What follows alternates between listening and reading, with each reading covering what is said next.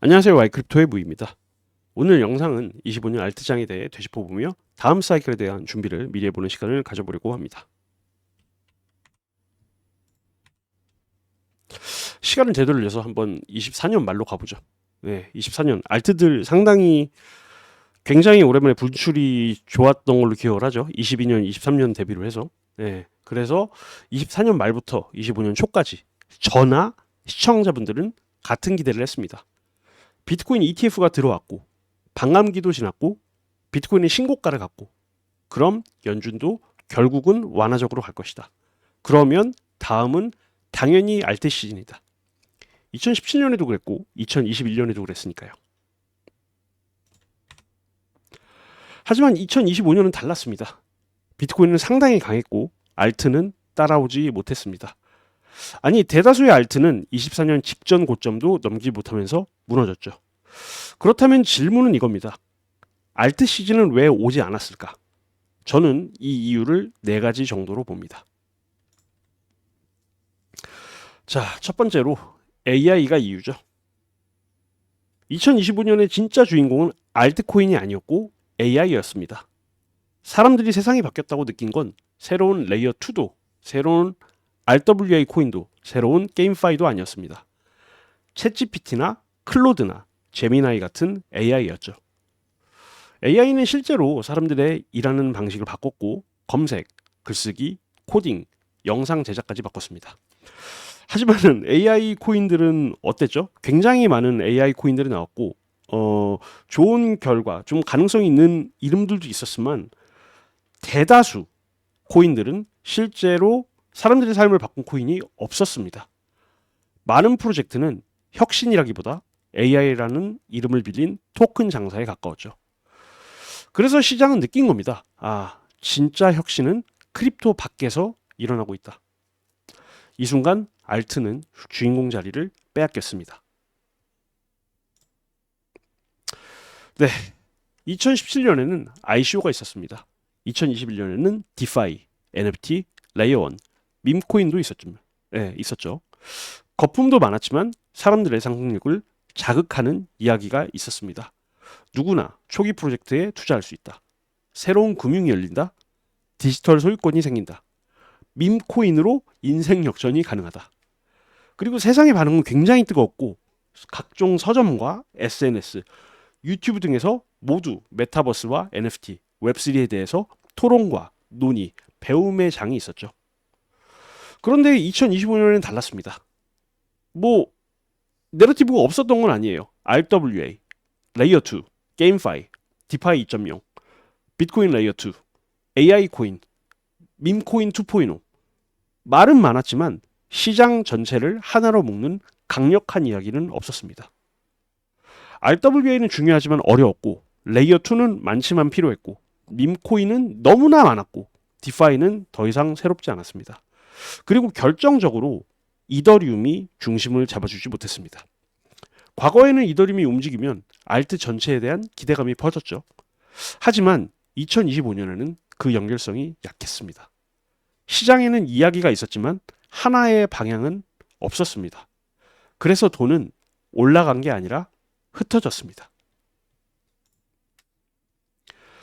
2025년에 돈이 안 들어온 건 아니죠. 예, 돈은 들어왔어요.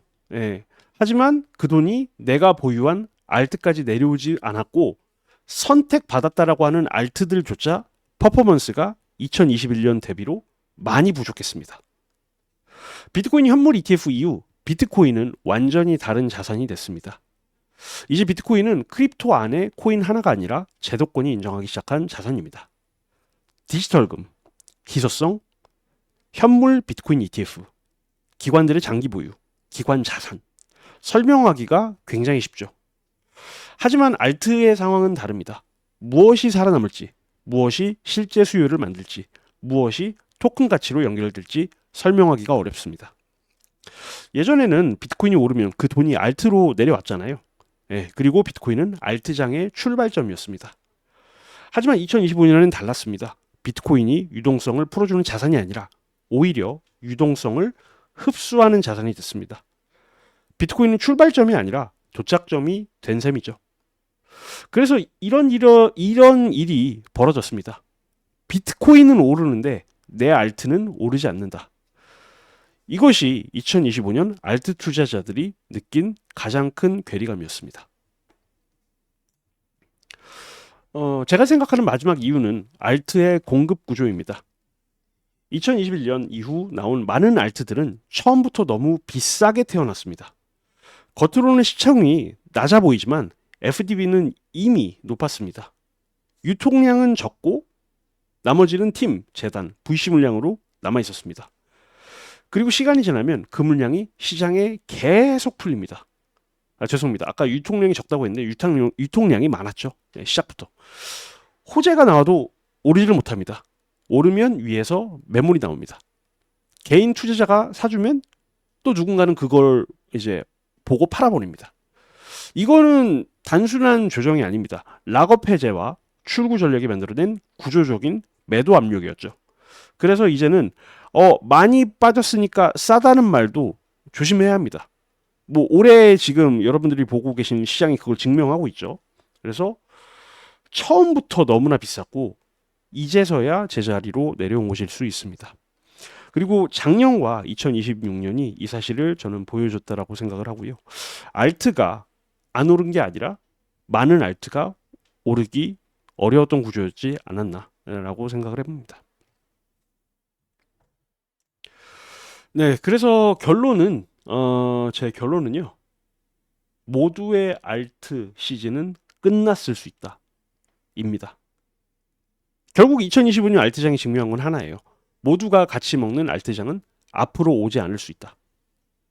AI에게 주인공 자리를 뺏겼고 킬러 내러티브는 없었고 비트코인은 상당수의 돈을 흡수했고 알트의 공급 구조는 여전히 무거웠다.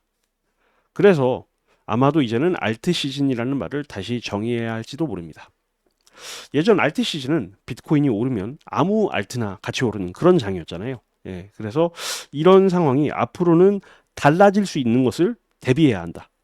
모두가 오르는 장이 아니라 시장이 선택한 일부만 오르는 장. 2025년은요. 정말 냉정하게 얘기하면 알트가 약했던 장이고요. 예, 알트가 시장 전체에서 종목으로 바뀌는 해라고 저는 개인적으로 규정을 좀 하고 싶네요. 예, 그래서 이제는 알트는 하나의 시장이 아니라 선택받아야 하는 개별 자산이 된 것으로 바라봐야 하고, 그래서 다음 사이클에 필요한 건 제 생각에는 많이 빠졌으니까 언젠간 가겠지라는 이런 생각이 아니라 살아남을 알트와 사라질 알트를 구분하는 눈이라고 생각을 합니다. 앞으로도 알트 시즌이 오지 않는다 이런 것은 아닌데요. 하지만 모두의 알트 시즌은 끝났을 수 있습니다. 그래서 이제는 정말 잘 선택해야 되고 기다리는 시장이 아니라 잘 골라내야 하는 시장이다. 네, 좀 이런 결론을 저는 내리게 되었습니다. 네, 오늘 이렇게 알트 시즌은 왜 오지 않았나라는 주제로 영상을 만들어 봤고요. 다음 영상에는 25년 이더리움의 신화가 꺾인 이유에 대해서 한번 다뤄보겠습니다. 구독, 좋아요 눌러주시면 감사드리겠고요. 저는 다음 영상에서 뵙도록 하겠습니다. 감사합니다.